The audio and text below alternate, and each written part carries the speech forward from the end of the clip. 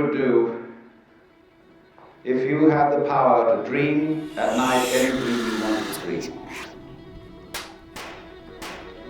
And you would, of course, be able to alter your time sense and slip, say, 75 years of subjective time into 8 hours of sleep.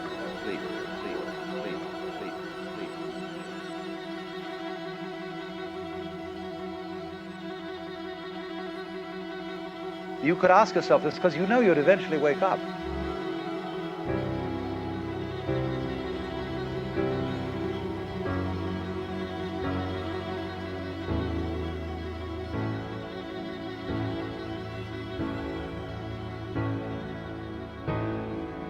Your actual self, what is finally and fundamentally you, is not a separate and lonely part of the world. But the real you is the world itself,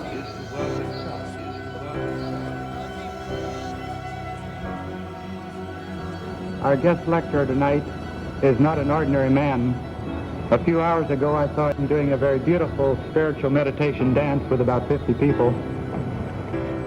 Alan Watts is a prolific writer whose works are both incisive and delightful to read. Through the years, he has moved through many different professions, having served as a minister, professor, a research associate, editor, and probably many other things that I don't know about.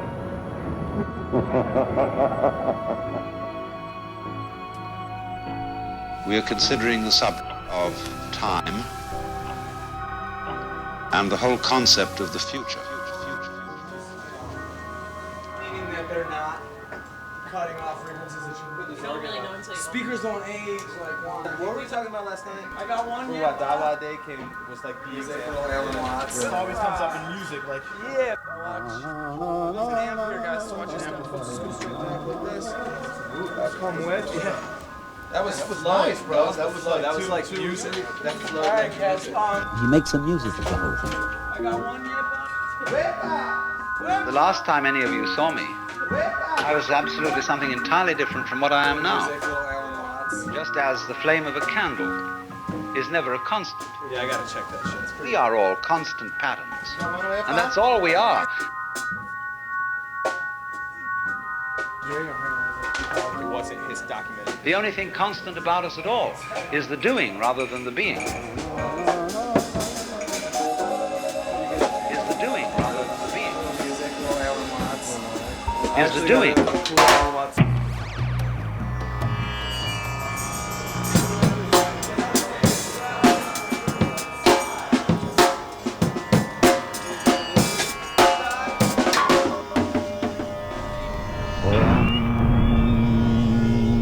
Om, this word is the whole universe. It is explained that everything past, present and future is the sound Om. And whatever is beyond these three divisions of time, that also indeed is Om.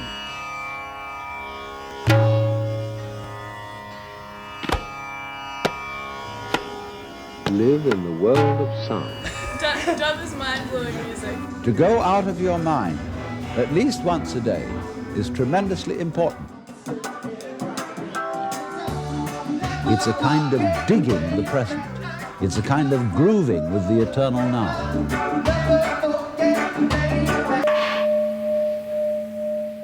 By going out of your mind, you come to your senses.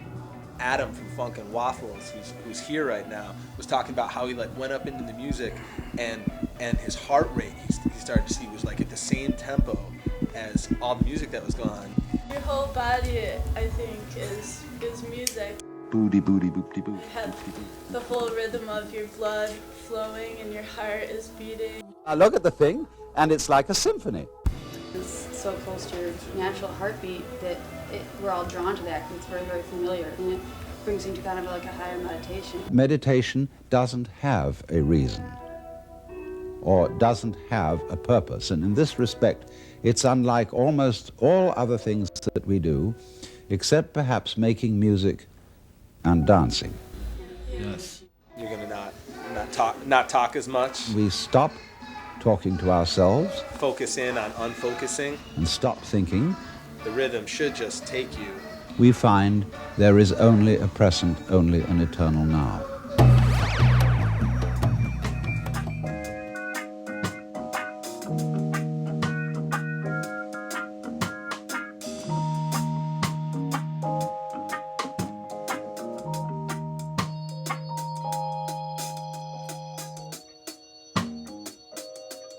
When we make music, we don't do it in order to reach a certain point, such as the end of the composition.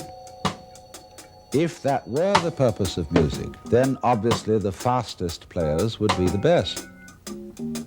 And so likewise, when we are dancing, we are not aiming to arrive at a particular place on the floor, as we would be if we were taking a journey.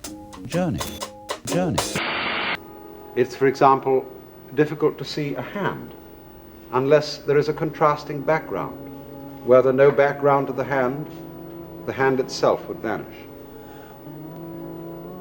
And therefore, because of this, you see, because of the inseparability of these opposites, they always go together. This, as it were, hints at some kind of unity which underlies them. You can't touch the tip of this finger with the tip of this finger. Where there are no flowers, there are no bees, and where there are no bees, there are no flowers. Who is it that knows there is no ego? No ego. No ego. No ego. No ego.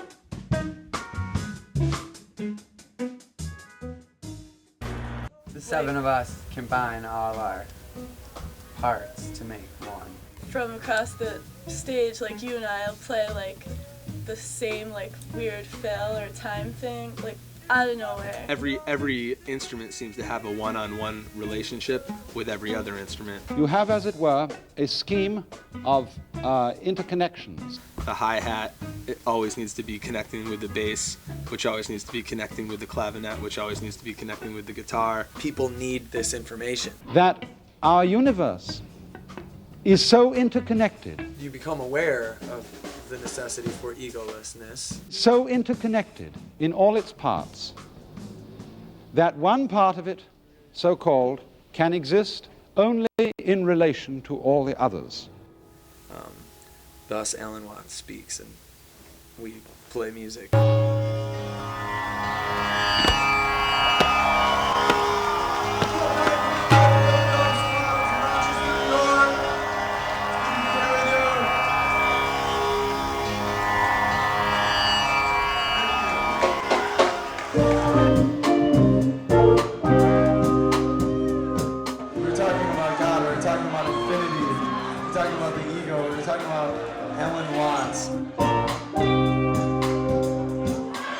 all had our minds blown over there.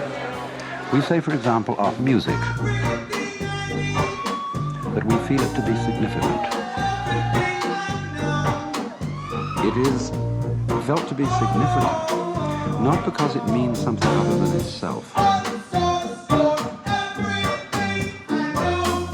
but because it is so satisfying as it is.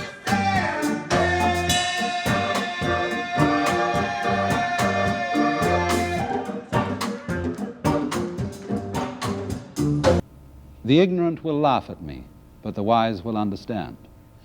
And now, let's all laugh.